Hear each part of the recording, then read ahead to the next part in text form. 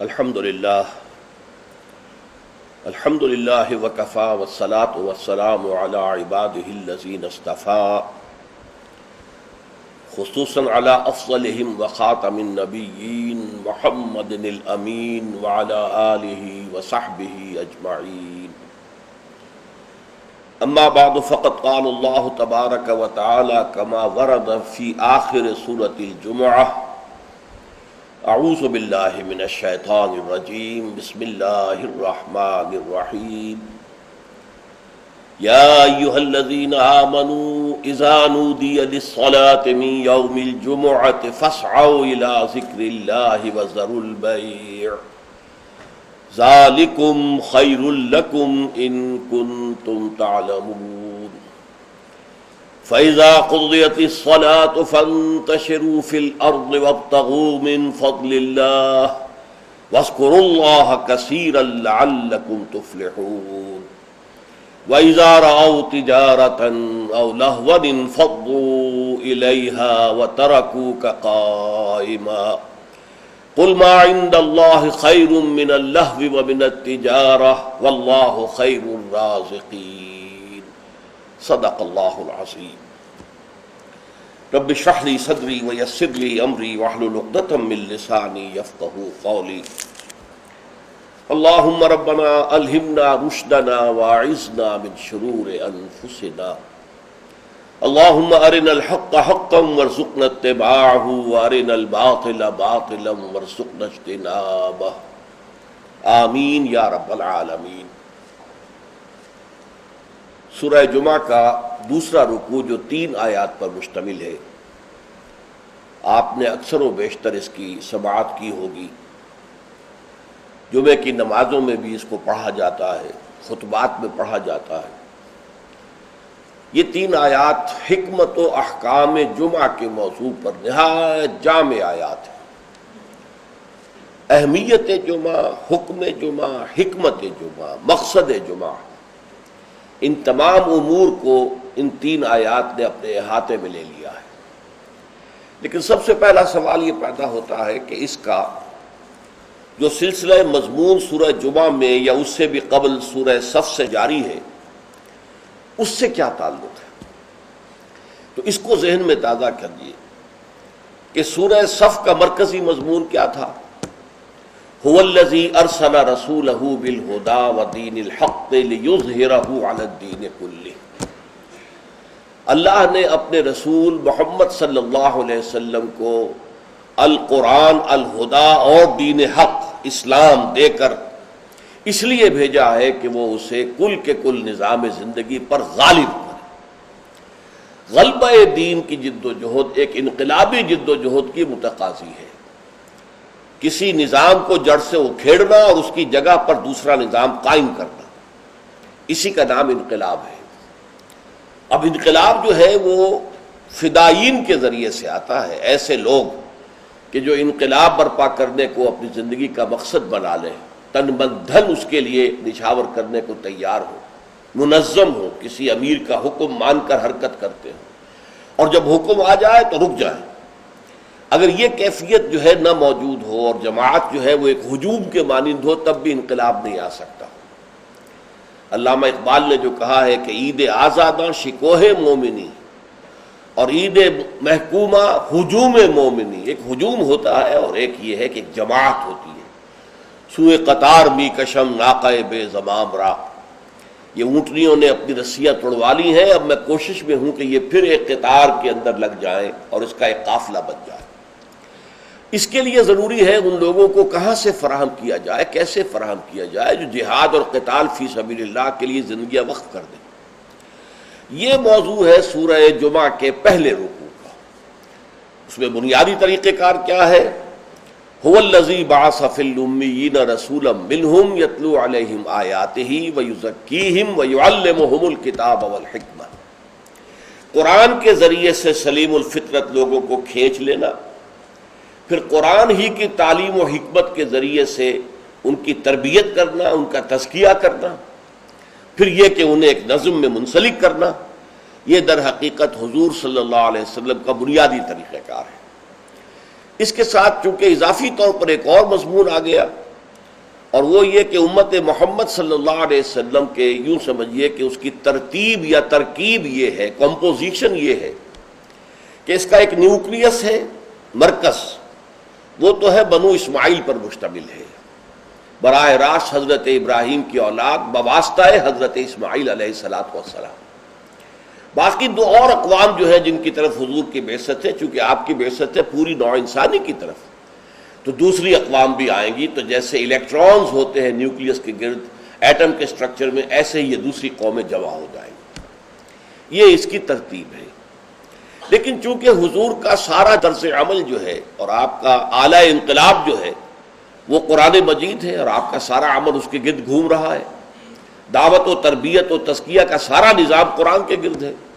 هو الذی بعث فی الامیین رسولا منہم یتلو علیہم آیاتہ ویزکیہم ویعلمہم الکتاب والحکمہ۔ لہذا اس کتاب ہی کی جب اسلامی کوئی ریاست یا نظام قائم ہو جائے تو اس کتاب کی تعلیم کو مسلسل امت میں جاری رکھنا، تاکہ وہ تعلیم جو ہے عام ہوتی رہے، پھیلتی رہے، اس کو تازہ کیا جاتا رہے، اس کے لیے نظام جمعہ تجویز کیا گیا، ہفتے وار اجتماع۔ اب اس کو نوٹ کر لیجئے کہ نہ تو وہاں پریس تھا کہ کتابیں ہوں، رسالے ہوں، اخبار ہوں، نہ وہاں ریڈیو، نہ وہاں ٹیلی ویژن، نہ وہاں اسکول، نہ وہاں کالج، نہ یونیورسٹیاں۔ تو تعلیم کا نظام کیا تھا؟ اچھا، تعلیم ایک تو ہوتی ہے بچوں کی تعلیم، اس کا تو بہت آسان کام ہوتا ہے، لیکن تعلیم بالغہ، انقلاب جو ہے وہ در حقیقت زیادہ تعلیم بالغہ پر زور دیتا ہے۔ ایک جو بھی انقلابی جو رہنما ہے، لیڈر ہے، وہ سب سے پہلے اپنے زمانے کے ایڈلٹس کو مخاطب کرتا ہے، ان کو تعلیم دیتا ہے، ان کے ذہنوں کا تزکیہ کرتا ہے، ان کے ذہنوں میں اپنا انقلابی فکر بٹھاتا ہے، جاگزی کرتا ہے، پھر ان میں سے جو موٹیویٹ ہو جاتے ہیں اور جو رسپونڈ کرتے ہیں ان کو جمع کرتا ہے، منظم کرتا ہے، طاقت بناتا ہے۔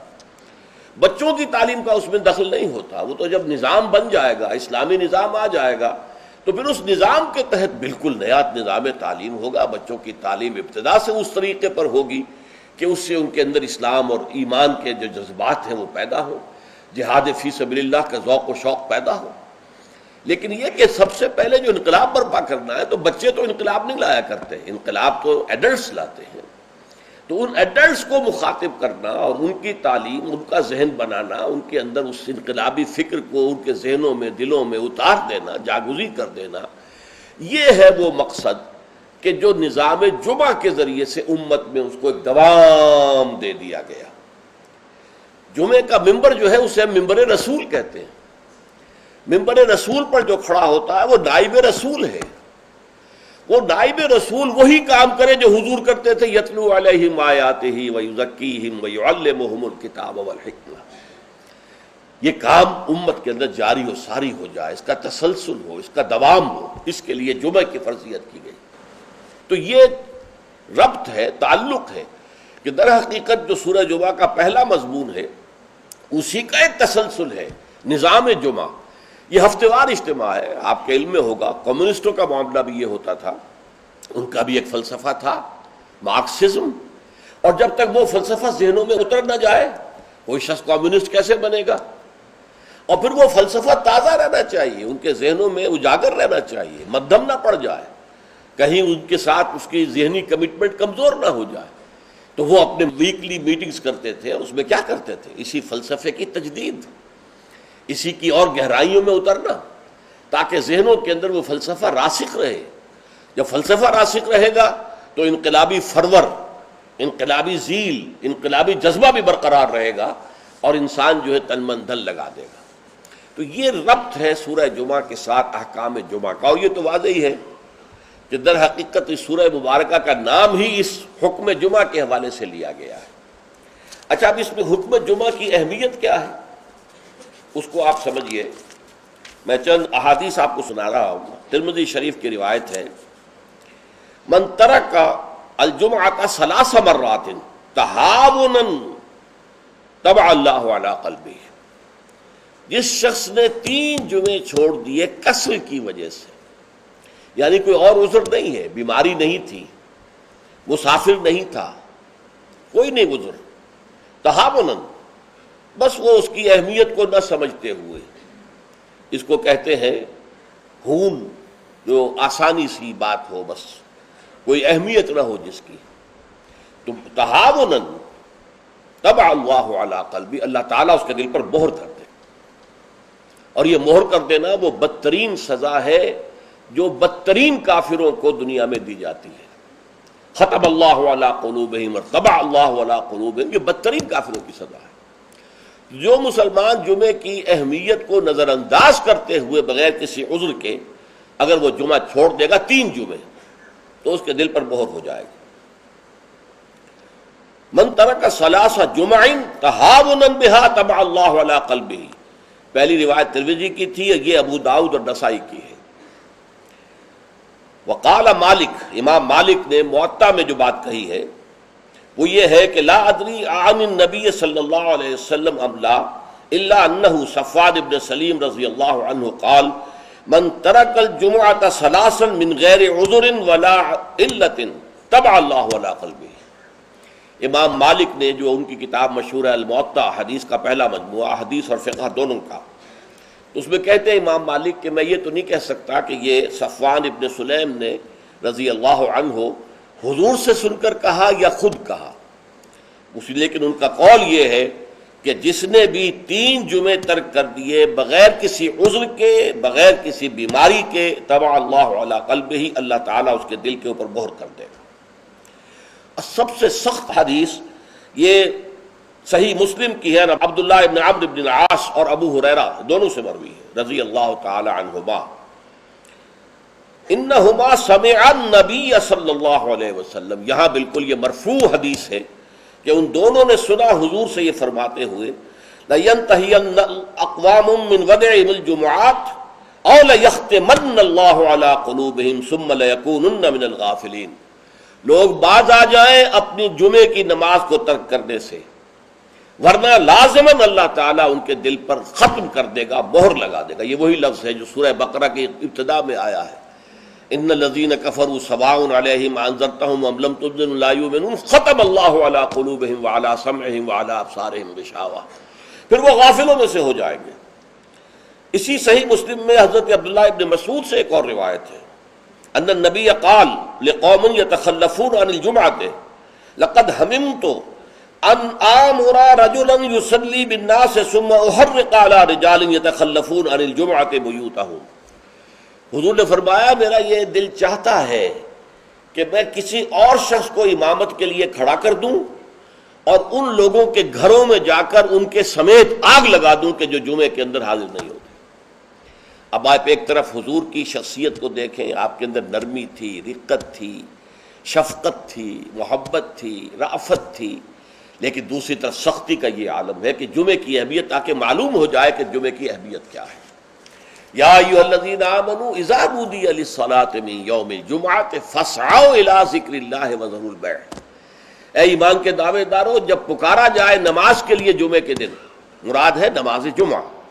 ویسے تو ظاہر بات ہے کہ اذان تو فجر کی بھی ہوگی، عصر کی بھی، مغرب کی بھی، عشاء کی بھی. یہاں مراد کیا ہے؟ نماز جمعہ کے لیے جب اذان دی جائے فاسعوا الی ذکر اللہ، لفظی ترجمہ تو ہوگا تو پھر دوڑ پڑو اللہ کے ذکر کی طرف. سعی کے معنی دوڑنا ہے، لیکن یہ کہ چونکہ حضور نے صلی اللہ علیہ وسلم دوڑنے سے منع کیا ہے، لہذا لپکو، یعنی ہمتاً متوجہ ہو جاؤ. اب کوئی کاروبار دنیاوی تمہیں ذرا اس گاہک کو نپٹا لوں، پھر نہیں، فوراً کاروبار بند. فرمایا فاسعوا الی ذکر اللہ وذروا البیع، کاروبار چھوڑ دو. ذالکم خیر لکم ان کنتم تعلمون، یہی تمہارے لیے بہتر ہے اگر تم سمجھو. اب دیکھیے، غور کیجئے اس میں کہ ہو سکتا ہے کوئی شخص، کوئی دکاندار بیچارہ صبح سے بیٹھا تھا، کوئی گاہک نہیں آیا، جس وقت گاہک دکان میں داخل ہوا اسی وقت اب اذان جمعہ کی آواز آ گئی. اب بڑے سخت امتحان میں ہے وہ، لیکن فرمایا گیا ذالکم خیر لکم. بظاہر گھاٹے کا سودا ہے، صبح سے بیکار بیٹھے تھے، کوئی گاہک نہیں تھا، اب آیا ہے تو نماز کی اذان آ گئی، چھوڑ کے جانا پڑے گا. ضرور بیع، کاروبار چھوڑ دینا یہ لازم ہے، یہ حکم ہے، یہ واجب ہے، فرض ہے چھوڑ دینا. اس میں کسی قسم کی کوتاہی جو ہے وہ پسندیدہ نہیں ہے. تو جمعہ کی اہمیت کے لیے ایک طرف تو قرآن مجید کے یہ الفاظ، یا ایھا الذین آمنوا اذا نودی للصلاة من یوم الجمعۃ فاسعوا الی ذکر اللہ وذروا البیع ذالکم خیر لکم ان کنتم تعلمون، اور اس کے ساتھ جمع کیجئے وہ احادیث جو میں آپ کو سنا چکا ہوں۔ اگر 3 جمعے کسی مسلمان نے بغیر عذر کے، ہاں عذر ہو سکتا ہے، آپ بیمار ہیں تو آپ پر فرض نہیں ہے، آپ مسافر ہیں تو مسافر پر فرض نہیں ہے، آپ غلام ہیں کسی کے تو آقا کی اجازت کے بغیر نہیں جا سکتے، لہذا غلام پر بھی جمعہ فرض نہیں ہے، بچے پر بھی جمعہ فرض نہیں ہے، خواتین پر جمعہ فرض نہیں ہے، وہ اپنی ظہر کی نماز اپنے گھروں میں ادا کریں، جمعہ کی فرضیت نہیں ہے۔ لیکن جس پر جمعہ فرض ہے اور پھر وہ صرف تہاوناً، کسل مندی یا اس کی اہمیت کو نہ سمجھتے ہوئے وہ اگر جمعے مسلسل 3 ترک کر دے گا تو طبع اللہ علی قلوبہم بھی آ گیا، اور ختم اللہ علی لیختمن اللہ علی قلبہ، اللہ تعالیٰ اس کے دل کے اوپر مہر کر دے گا۔ اچھا، اس میں اب جو نوٹ کرنے کی بات ہے وہ یہ ہے، جمعے کو جمعہ بنانے والی شے خطبہ جمعہ ہے۔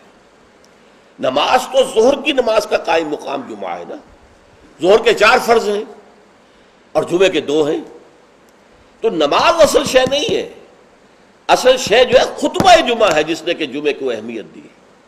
اس لیے کہ خطبے میں تعلیم ہوتی ہے، تلقین ہوتی ہے، جسے میں نے کہا اصل جو مقصد ہے، یہ ہفتے وار اجتماع ہے۔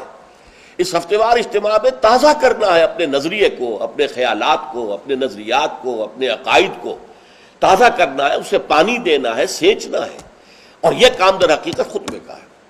ویسے یہ کہ تاریخی اعتبار سے جان لیجئے کہ اسلام جو ہے، شروع سے اسلام ہے، حضرت آدم سے لے کر حضور تک اور آج تک اصل دین جو ہے وہ اسلام ہے۔ ان الدین عند اللہ الاسلام۔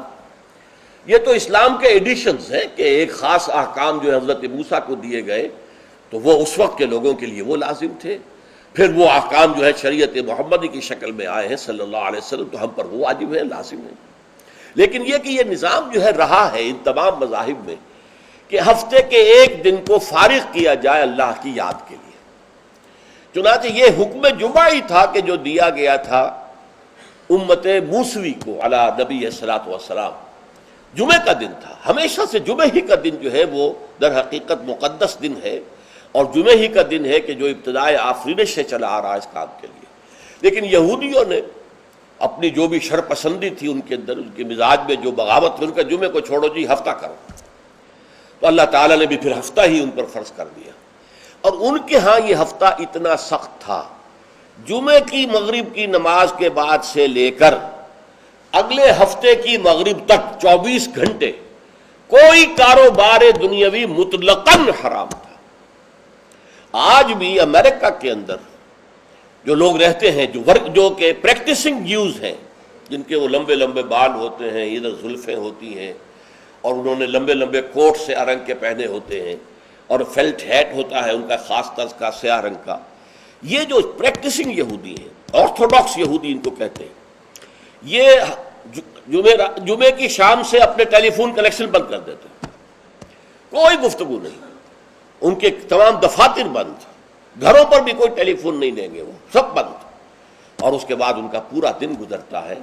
لیکن وہاں فرق یہ ہے کہ وہاں کوئی جماعت کا اہتمام نہیں تھا، اپنے اپنے طور پر اللہ کو یاد کرو، تورات پڑھتے رہو، جو بھی ان کی ہاں شکل تھی نماز کی اس میں وقت گزارو، دنیاوی کاروبار جو ہے وہ کوئی نہیں ہوگا۔ اس کے بعد عیسائیوں کا معاملہ آیا، انہوں نے ایک اور آگے قدم بڑھایا، اور ہفتے کو ترک کر کے اپنے آپ کو یہود سے ممیز کرنے کے لیے اتوار قرار دے لیا۔ اتوار کی صبح کو ان کا ایک خاص عبادت کا دن ہے، اور اس میں واقعہ یہ ہے کہ جو بھی کوئی پریکٹسنگ یا کوئی تھوڑا بہت مذہبی مزاج رکھنے والے عیسائی ہیں، وہ اتوار کے روز نہا دھو کر، کپڑے بدل کر، اچھے انداز میں اپنی فیملیز کے ساتھ، بچوں کو ساتھ لے کر وہ چرچ جاتے ہیں، وہاں ان کی جو بھی نماز ہے وہ نماز پڑھتے ہیں، ان کا جو بھی پادری ہے وہ خطبہ دیتا ہے، سربند ہوتا ہے، تو یہ ان کے لیے اتوار کا دن تھا۔ اس کے بعد جب یہ دونوں تہذیبیں جمع ہو گئیں، یہودی جو ہیں انہوں نے گویا کہ غلبہ حاصل کر لیا عیسائیوں پر، تو اب انہوں نے ویکینڈ کر لیا، سیٹرڈے اینڈ سنڈے بوتھ، تاکہ دونوں کے دونوں کور ہو جائیں، یہودیوں کا معاملہ بھی آ گیا، عیسائیوں کا بھی آ گیا۔ حضور صلی اللہ علیہ وسلم کی امت کے لیے 2 کام کیے گئے، ایک تو گویا کہ منفی ہوگا، ایک مثبت ہوگا۔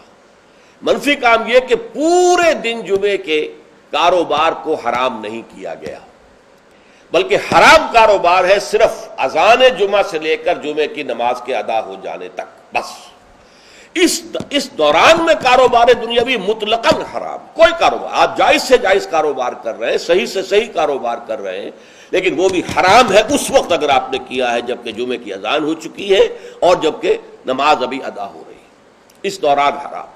لیکن باقی دن کے اندر حرمت نہیں رکھی ہے، البتہ میں ابھی آپ کو بتاؤں گا۔ تشویق یہ ہے کہ صبح سے لے کر جمعے تک کا وقت جو ہے یاد الہی میں بسر کیا جائے، تشویق اور ترغیب ہے، اس لیے کہ اگلی آیت میں ہم پڑھیں گے کہ جب جمعہ کی نماز ادا ہو چکے تو تم منتشر ہو سکتے ہو زمین میں اور جاؤ اور اپنے کاروبار میں لگ جاؤ۔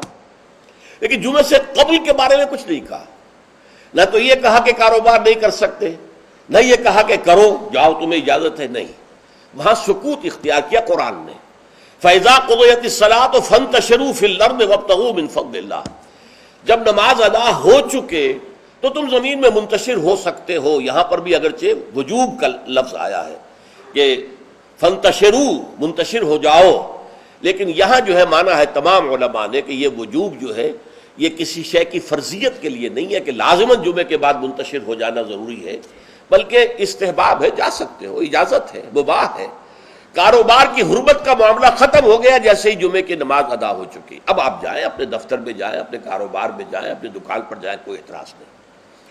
لیکن یہ ہے کہ جہاں تک پہلے کا وقت ہے اس کے بارے میں کوئی بات نہیں آئی، یہ احادیث میں آئی ہے اور اسے تبکیر کہتے ہیں۔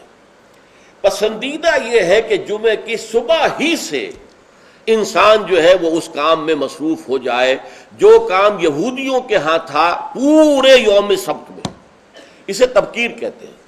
ایک حدیث موجود ہے حضور صلی اللہ علیہ وسلم کی تشویق کے ترجمے میں، حضرت مالک لائے ہیں اسے، ان مولا ابی بکر ابن عبد الرحمن ابن ابی صالح السمان عن ابی ہریرہ ان رسول اللہ صلی اللہ علیہ وسلم قال من اغتسل یوم الجمعۃ غسل الجنابت، جس شخص نے جمعے کے روز غسل کیا، وہ جو کہ ناپاکی جنابت کی حالت میں غسل کیا جاتا ہے، یعنی کمپلیٹ غسل، اچھی طرح غسل، ثم راح فی الساعۃ الاولی، پھر جو شخص پہلی گھڑی میں پہنچ گیا مسجد میں، فکأنما قرب بدنۃ من، تو ایسے ہے کہ جیسے اس نے ایک اونٹ قربان کیا اللہ کی راہ میں، صدقہ دیا۔ ومن راح فی الساعۃ الثانیۃ، جو دوسرے گھنٹے میں دوسری گھڑی میں گیا، فکأنما قرب بقرۃ، تو ایسے ہے جیسے کہ ایک گائے اس نے اللہ کی راہ میں صدقہ کر دی اور ذبح کر دی، خیرات کر دی۔ ومن راح فی الساعۃ الثالثۃ، اور جو تیسری گھڑی میں تیسرے گھنٹے میں گیا، فکأنما قرب بشاۃ او قرن، پھر یہ اس کے برابر ہوگا کہ گویا کہ کسی نے ایک بکری اللہ کی راہ میں ذبح کر دی، صدقہ کر دی، یا کوئی میڈھا کر دیا۔ ومن راح فی الساعۃ السابعۃ، اور جو گیا چوتھے گھنٹے میں چوتھی گھڑی میں، فکأنما قرب دجاجۃ، تو یہ اس کے برابر ہے کہ گویا کہ اس نے ایک مرغی جو ہے اللہ کی راہ میں دے دی، خیرات کر دی۔ ومن راح فی الساعۃ الخامسۃ، اور جو پانچویں ساعت میں گیا، فکأنما قرب بیضۃ، تو وہ ایسے ہے گویا کہ اس نے ایک انڈا اللہ کی راہ میں خیرات کر دیا۔ فإذا خرج الامام، تو جب امام نکل آئے، حضرت الملائکہ یسمعون الذکر، تو اب فرشتے، ایک اور روایت میں الفاظ آئے ہیں جو فرشتے بیٹھے ہوتے ہیں حاضری درج کرنے کے لیے، فلاں آ گیا، فلاں آ گیا، یہ چوتھی ساتھ میں آیا، یہ تیسری میں آیا، یہ دوسری میں آیا، یہ پانچویں میں آیا، تو فرشتے اپنے وہ رجسٹر بند کر کے، اور وہ خود الذکر، یعنی وہ جو امام اب خطبہ دیتا ہے وہ الذکر ہے، اس خطبے کی طرف وہ ہمتاً متوجہ ہو جاتے ہیں۔ چنانچہ ایک تو یہ بات جان لیجئے کہ اس کے بارے میں امام الہند حضرت شاہ ولی اللہ دہلوی رحمۃ اللہ علیہ کی رائے ہے کہ اس سے مراد یہ نہیں ہے کہ فجر کی نماز کے بعد طلوع آفتاب کے بعد پہلا گھنٹہ، پھر اس کے بعد دوسرا، پھر اس کا تیسرا، پھر اس کا چوتھا، پانچواں، بلکہ یہ زوال کے بعد سے خفیف ساعات ہے، یعنی زوال سے وقت شروع ہوا، سورج جو ہے وہ نصف النہار سے ذرا ڈھلکا لدلوک الشمس، تو اس کے ساتھ ہی جمعے کا وقت شروع ہو گیا، تو اس وقت سے پہلی ساعت، دوسری ساعت، گویا کہ یہاں ساعت سے مراد گھنٹہ نہیں ہے بلکہ کوئی اور لطیف قسم کا پیمانہ وقت کا ہے۔ یہ شاہ ولی اللہ کی رائے ہے جو انہوں نے اپنی مصفہ میں بھی اور مصوہ میں بھی، شاہ ولی اللہ کے نزدیک بڑی اہم کتاب جو ہے حدیث کی وہ موطا ہے، انہوں نے اس کی ایک شرح فارسی میں لکھی ہے اور ایک شرح عربی میں لکھی ہے، تو ان دونوں میں انہوں نے یہ رائے ظاہر کی، لیکن بہت سے علماء کی رائے ہے کہ نہیں، جو ہمارا ساعات کا نظام ہے اسی پر اس کو شمار کیا جائے گا. لیکن اس پر بھی اجماع ہے کہ جو اس کے بعد بھی آتا ہے جمعہ تو اس کا بھی ہو جائے گا. جمعے کی فضیلت سے اسے کوئی حصہ نہیں ملے گا, جمعے کی برکات سے اسے کوئی حصہ نہیں ملے گا, جمعے کا جو خاص مقام اور مرتبہ ہے اس کی حیثیت سے وہ محروم رہے گا. لیکن جہاں تک فرضیت جمعہ ہے وہ اس فرضیت جمعہ جو ہے وہ اس کی طرف سے ادا ہو جائے گا. لیکن یہ منظر میں نے اپنی آنکھوں سے دیکھا ہے اپنے بچپن میں, اور وہ یہ سرسا ایک جگہ تھی, وہ تحصیل تھی ضلع حصار کی, وہاں میری بسم اللہ ہوئی, پھر وہ نورانی قاعدے سے ہماری تعلیم شروع ہوئی. تو جس مسجد میں یہ سارا کام ہو رہا تھا بڑے مرکزی مقام پر وہ مسجد تھی. کبھی کبھی اب بھی مجھے خواب میں وہ مسجد آتی ہے, اور اس مسجد میں جمعے کے دن میری اپنی جو مشاہدے کی بات ہے کہ یوں سمجھیے اشراق کے بعد سے لوگوں کی آمد شروع ہو جاتی تھی, اور دیہات سے لوگ آیا کرتے تھے. وہاں ایک خاص قوم تھی, غالباً وہ ارائی تھے, اس رائی علاقے کے ارائیوں کو وہ پچادے کہتے تھے, جیسے کہ راجپوتوں کو رانگڑ کہا جاتا ہے. لیکن یہ کہ وہ لوگ آتے تھے اونٹوں پر سوار ہو کر, آس پاس صحرا کا علاقہ تھا, سفید کپڑے, سفید کرتے, سفید ان کے تہبند اور سفید ان کے صافے, اونٹوں کے اوپر سوار چلے آ رہے چلے آ رہے چلے آ رہے. اس لیے کہ دیہات میں جمعہ نہیں ہوتا, اور اس وقت اس پر سختی کے ساتھ عمل ہوتا تھا کہ اصل میں جمعہ جو ہے وہ شہر میں ہے. تو وہ آتے تھے اور مسجد جو ہے وہ صبح ہی سے بھر جاتی تھی. کہیں ایک جگہ کوئی شخص کھڑا واعظ کہہ رہا ہے, کچھ لوگ اس کے گرد جمع ہے, کہیں کوئی شخص بیٹھے ہوئے قرآن خود ہی پڑھ رہا ہے, کوئی نوافل پڑھ رہا ہے. یہ نقشہ میں نے اپنی آنکھ سے دیکھا ہے, بچپن کا یہ نقشہ. اب وہ معاملہ ختم ہو گیا, بالکل ختم ہو گیا. اب تو بھاگ دوڑ کر کے جو ہے وہ لوگ جمعے میں پہنچتے بھی اس وقت ہیں جبکہ وہ عربی کا خطبہ شروع ہونے والا ہو, اس لیے کہ عام طور پر تقریروں کے اندر کوئی خاص مواد ہوتا نہیں ہے, یا فرقے واریت کی تبلیغ ہو رہی ہوتی ہے, یا سیاسی مسائل کے اوپر دھواں دار تقریریں ہوتی ہیں. لوگوں کو ان سے دلچسپی نہیں. تو فرض ادا کرنے کے لیے بس وہ جب خطبے کی اذان کا وقت ہوتا ہے تو اس وقت وہ پہنچ جاتے ہیں, نماز ادا ہوئی اور روانہ ہو گئے. اللہ اللہ خیر صلی اللہ. تو یہ اصل میں ابھی اس کو جاری رکھوں گا اگلی نشست میں کہ اصل اہمیت جو ہے جمعے کی وہ جمعے کے خطبے کی وجہ سے ہے. اور یہاں جو ذکر کہا گیا ہے وہ ذکر سے مراد, ویسے تو نماز بھی اللہ کے ذکر کے لیے ہے, اقیم الصلاۃ لذکری, لیکن یہ کہ اس حدیث میں اور اس آیت کے اندر جو ذکر ہے کہ فرمایا گیا فسعوا الی ذکر اللہ, وہ ذکر اللہ سے مراد در حقیقت خطبہ جمعہ ہے. بارک اللہ لی ولکم فی القرآن العظیم ونفعنی وإیاکم بالآیات والذکر الحکیم.